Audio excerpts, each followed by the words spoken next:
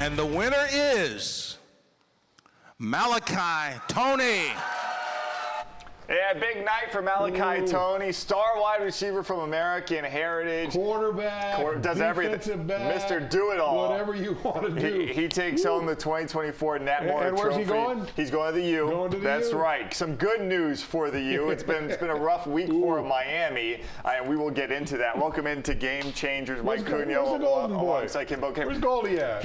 He keeps leaving us. Yeah, man. I don't know where he is. Goldie's on a world tour. He's always, he goes from Finland to Philly. Yeah.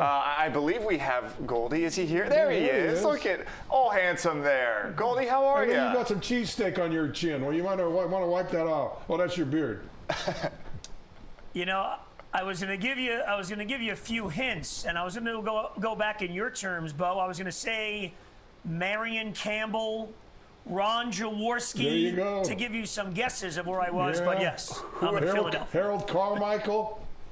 What show are we doing? I don't even know these names. Who are these people? What? Yeah. Where have you been? Yeah, I knew Jaws. I knew Jaws. I'm kidding. I'm kidding there. I'm kidding there. Jaws, I know. Yes, Goldie, he's on the road again with the Panthers. Got the Flyers game this week. All right, guys, we saw the big news for Mr. Malachi Tony. Yeah. Congrats to him. Obviously, he's going to the U. It was not a great week for the University of Miami. They do not make the college football playoff. Goldie, since you're out abroad, you're probably hearing from a lot of different people around the country. On the streets there and sports bars, wherever you're going, arenas. Are you surprised that the College Football Playoff Committee said, hey, Miami, sorry, you're going to be on the outside looking in, and once again, Alabama getting into the playoff? Well, first off, I've heard from pretty much every single person that I went to Syracuse with over the last few days for obvious reasons, so that's one side of it. I'm not surprised. I've heard everything from the TV executives don't want the University of Miami. They'd rather have Alabama, to Miami's getting shafted, to Miami was pretenders anyway in the weak ACC, that they barely beat some of those teams that were average, and they lost 2 of the last 3 games. So you've gotten a broad spectrum of everything from, the Canes should be there to they're not, that there's an Alabama bias. But, the bottom line is once you start getting into a couple of losses, in Alabama's case, more.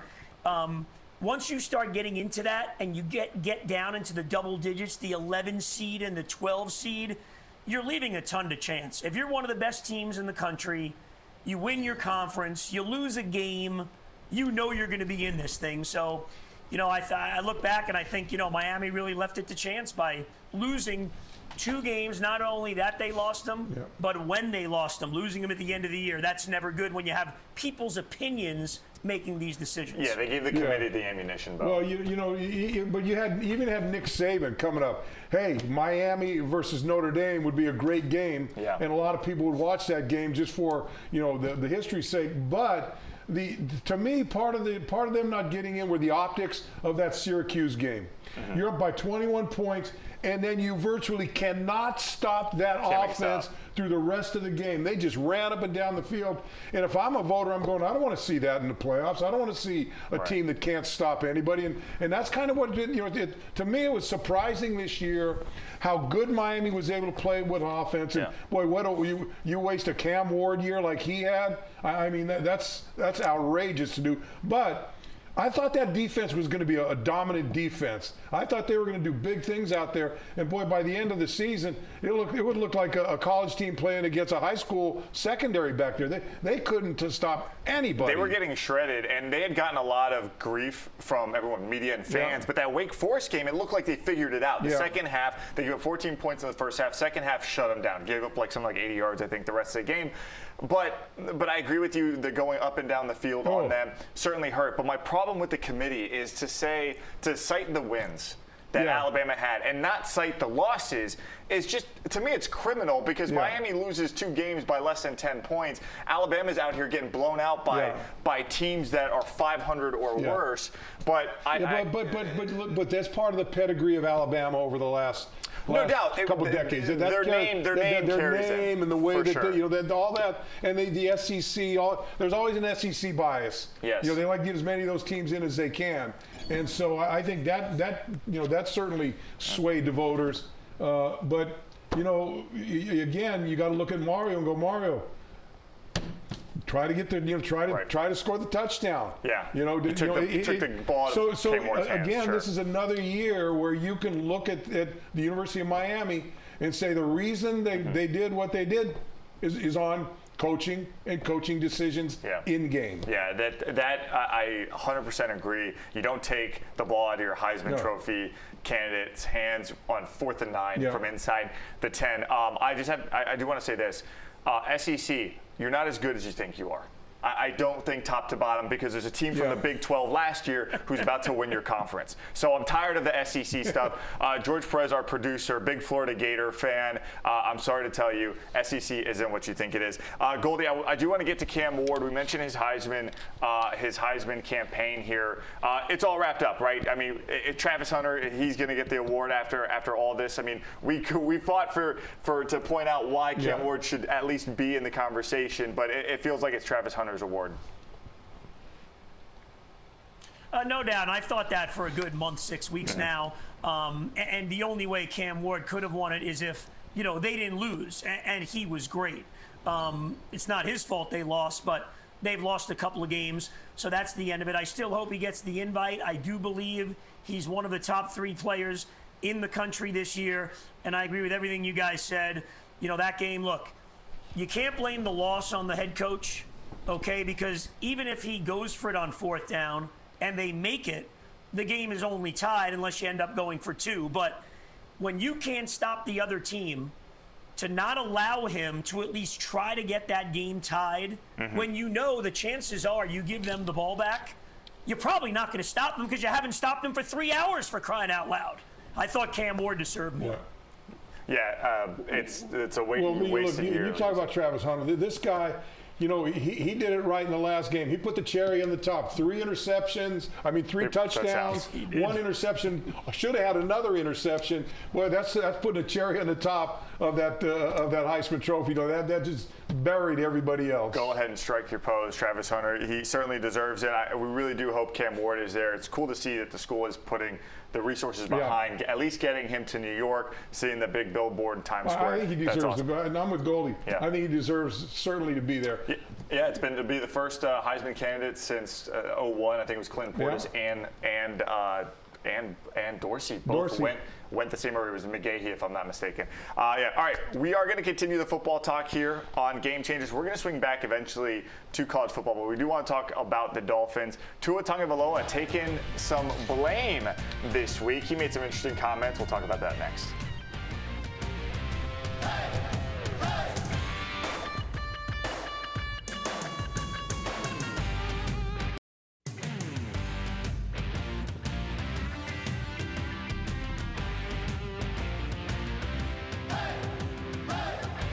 Welcome back to Game Changers. It's time to play the blame game. I blame the schedule makers for having Goldie out there on the road in Philadelphia, not here next to us. You can't be on the road on Thursdays. It's game day. It's game day. I can't believe I'm going to say this, Goldie. I miss you.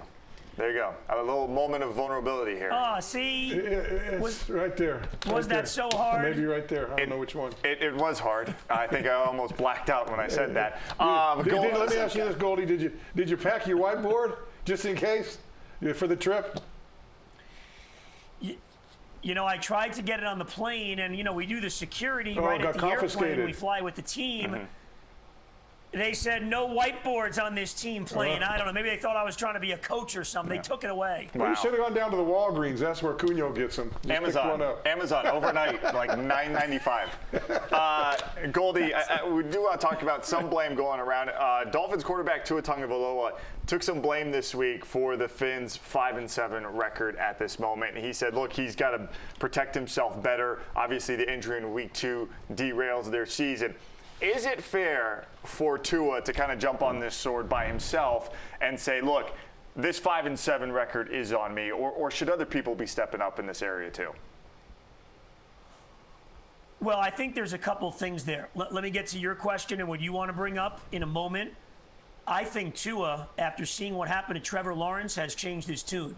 Because remember when he went for the tackle the Monday night 3 weeks ago against the Rams, and people questioned him, and after that one, he said, I'm a football player. I'm not going to let the guy score. I'm going to make football plays. Now he's saying, hey, I need to protect myself better. So I think that Trevor Lawrence thing opened up a lot of eyes. That thing was vicious. That thing was more difficult to watch than the Tua hits were to watch. That said, I think it's something that we have talked about, and with you guys, all three of us have really witnessed it since May or June when the Dolphins got to off-season training and through training camp. This guy is trying to and is being successful at being the leader on this team. He's trying to take control. He's trying to take charge. He's trying to say, hey, put it on me. That's what leaders do. Even when something is not your fault, you say, hey, I need to look in the mirror. I need to be better. You're going to blame the season that he got hurt? I mean, if he was healthy and he didn't get that hit against Buffalo, sure, they probably have a couple of more wins. I think it's just him being a leader right now and taking more on his shoulders, which I respect. I agree with you, and I respect the hell out of him for doing that. Because, look, you know, I mean, what he's gone through, and look, there's no doubt. Hey, what, he missed 5 games? Had he played, we probably would have won at least 3 of them, and we'd be right in the middle of this hunt right now.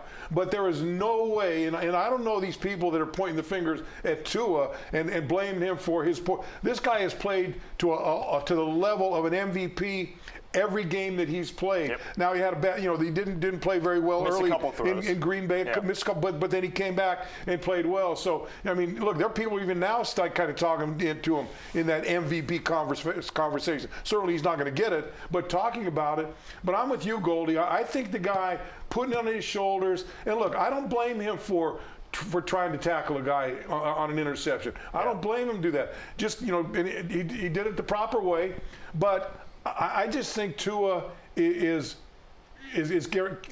I think he's getting too much put on his shoulders from blame standpoint. To me, you should be praising this guy for exactly what he's done, for being that guy and saying, hey, look, forget those other guys. It's all about me.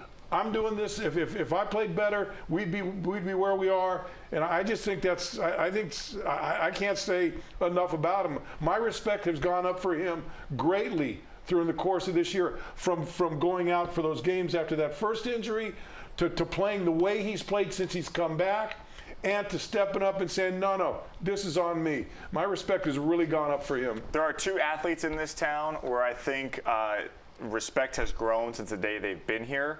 And I'm not saying this because you're on with this, Goldie, but Sergei Bobrovsky, I mean, he was getting ripped left, right, and center. All he did is keep getting better. You proved why you needed him. He goes out and wins the championship.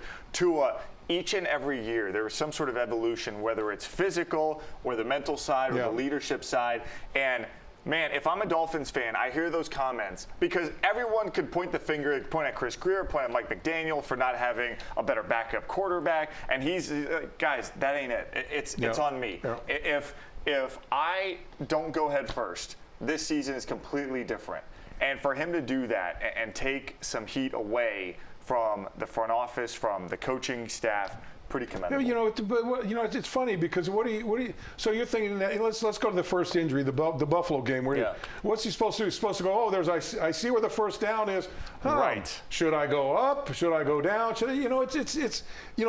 It comes from inside of you. You don't think about it. You just do what you think you should do to make the best play for your team. That's what he did. You can't blame him for that. No. That if someone's blaming him for that, that's really putrid. Hey, Bo, you mentioned something about him being in that sort of quasi-MVP conversation for the way he's played since he came back.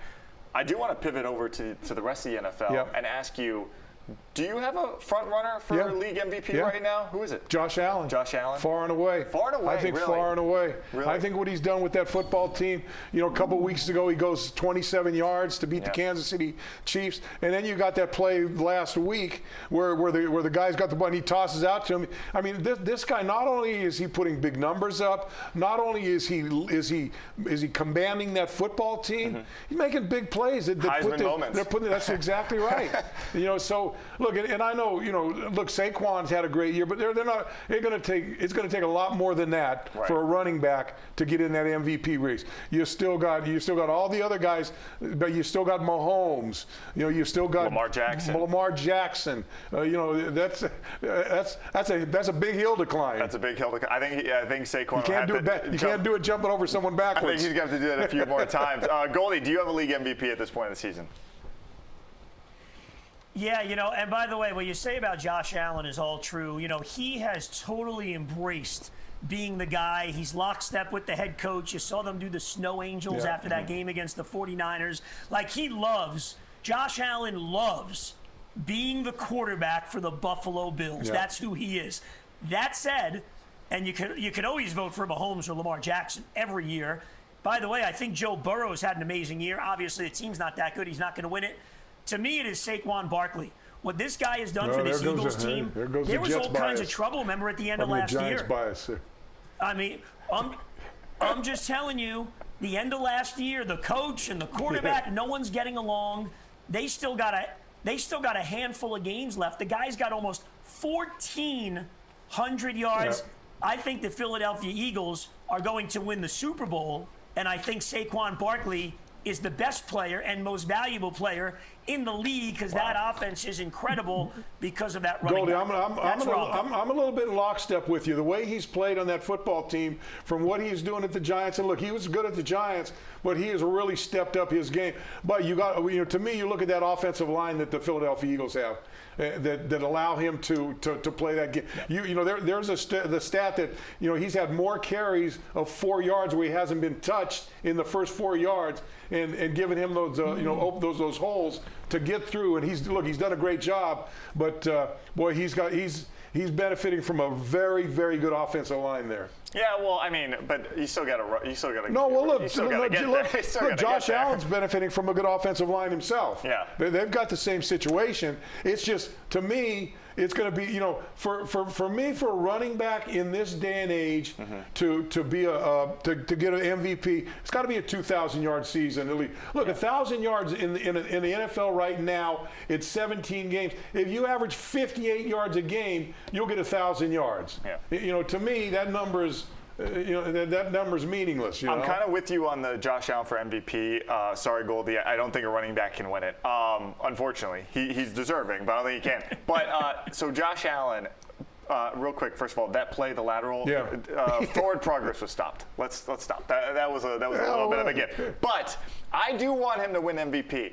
And I'm going to say it here. Dolphin fans are going to hate me for this. I want to see Josh Allen win a Super Bowl, and here's why. I am begging and dying for the league to give me another Brady Manning. Yeah. I need another 10 years of two guys. Yeah. And Mahomes, Josh Allen, it has been great. It's a phenomenal rivalry, but it's so one-sided at the moment. Yeah. Allen's got to win an MVP. Well, he's got to win a Super Bowl to make this a little bit more. And look, I'll tell you this: Dolphin fans aren't going to like me for this, but Buffalo deserves a Super Bowl.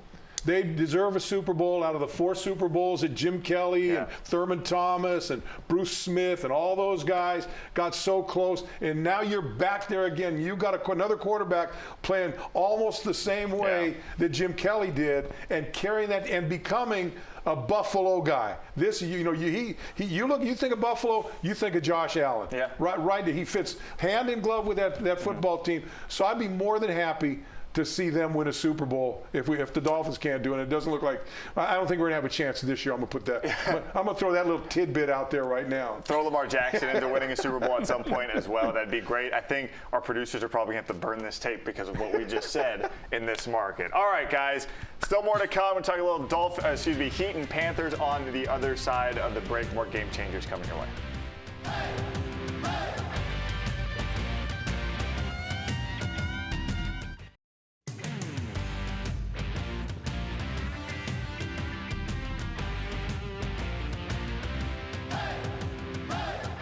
Welcome back to Game Changers. Do want to kick it back out to Goldie for our next topic because we all know Sasha Barkov is the quote-unquote superstar on the Florida Panthers. If you ask hockey fans who is it, or even Matthew Tkachuk. But Goldie, this question's been in my mind for a few weeks now. Sam Reinhart, when does he get NHL superstar status? I know hockey people know what he can do and who he is, but when does he elevate more to household name? Yeah, it's a great point because Sam Reinhart not only is the best goal scorer in the NHL, he's also one of the best defensive players. He finished fourth in Selke Award voting last year, which is the best defensive forward. Barkov, of course, won it. So, I don't know if he's going to get it on this team because you got Barkov and Tkachuk, as you said, but the guy scores the Game 7 game-winning goal in the Cup, but he goes about his business so quietly that he may not get it. Now, he's going to probably he's on pace to get another 50 goals incredibly and actually maybe score the same as he did last year, which nobody thought was possible. So if he does that, maybe he ends up getting it. But I think on a championship team with so many big names and so many superstars, and remember the first 6 years of his career, he was kind of a factor in this type of conversation.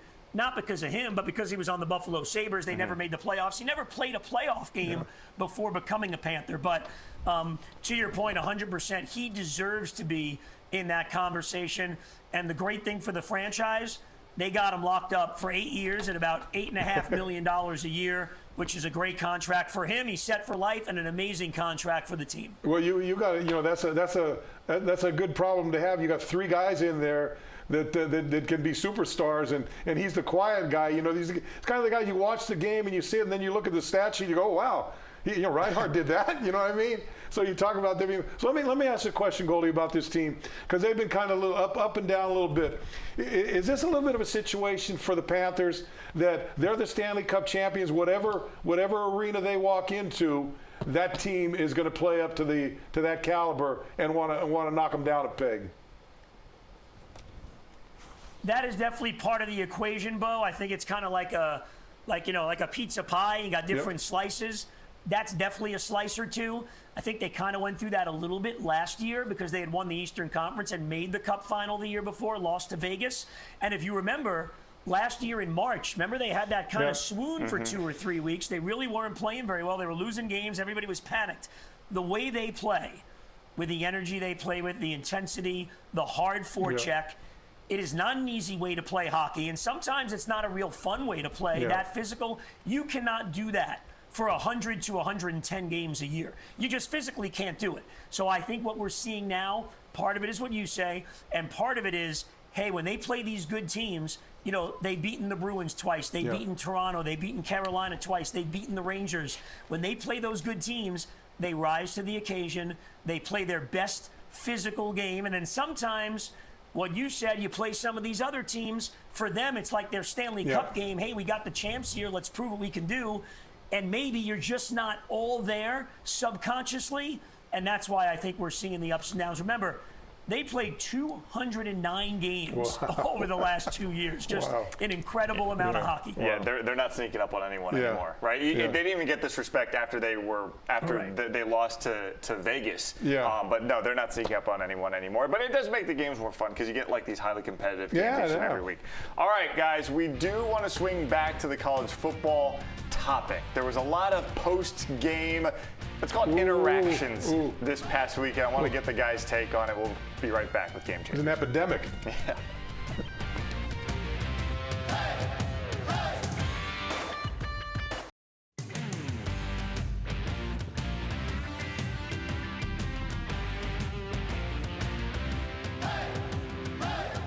All right, wrapping things up here on Game Changers. Over the weekend, guys, there was a lot of planting of flags at midfield and all these college football rivalry games. So I want to get your guys' opinions on this, and Goldie's shaking his head already.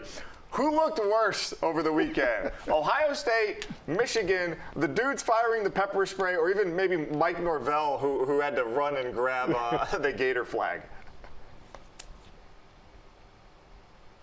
Well, I'm going to go with Florida State, because Mike, they won 2 games. You don't want someone planting the flag. You have 60 minutes every single Saturday to not have it happen. Now, I'm not condoning that visiting teams should do this stuff, but it goes back to the same old argument, guys. You know, when teams run up the score and all that stuff. Yeah. If you don't like it, stop me. Yeah. That's it. That's it. I'm with you. You know, that Michigan, Ohio State. I mean, look, Michigan, one of the greatest upsets of all time in the biggest game every single year. Right. And you run over that football team. That was a really good Ohio State football team that you buried.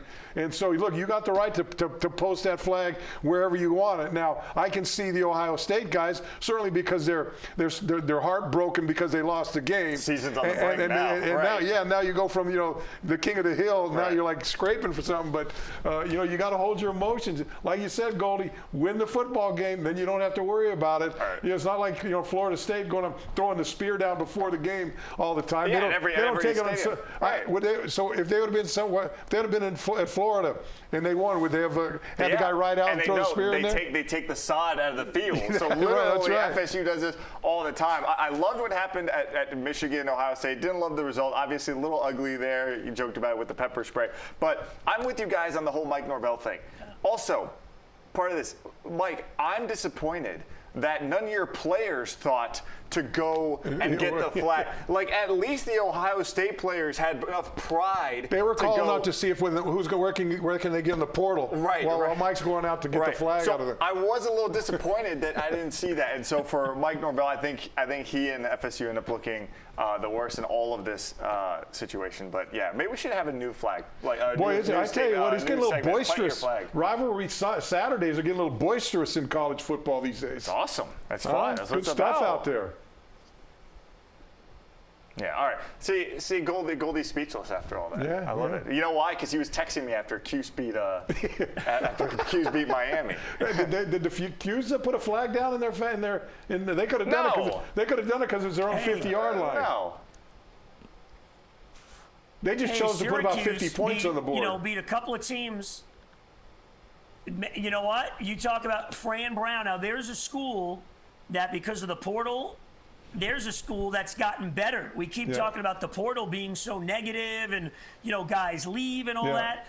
There's a program that said, okay, let me deal with the reality of this thing. There's going to be a ton of guys available. They go hire Fran Brown from Georgia, and now they got a top 20 program. Well, look, nobody's done it better than Indiana, right? Yeah. Guy brought his whole staff over there, got a bunch of guys through the portal. Roster. Just blew through the Big Ten. Someone who needs to hit the transfer portal ASAP is Goldie. Goldie, get back here. Enjoy the rest of your trip. Have a safe trip. Have a great few calls over there. Go get you 2 more cheesesteaks. Yeah, bring some home for us. We'll see you next time on Game Changers. Put some mushrooms on.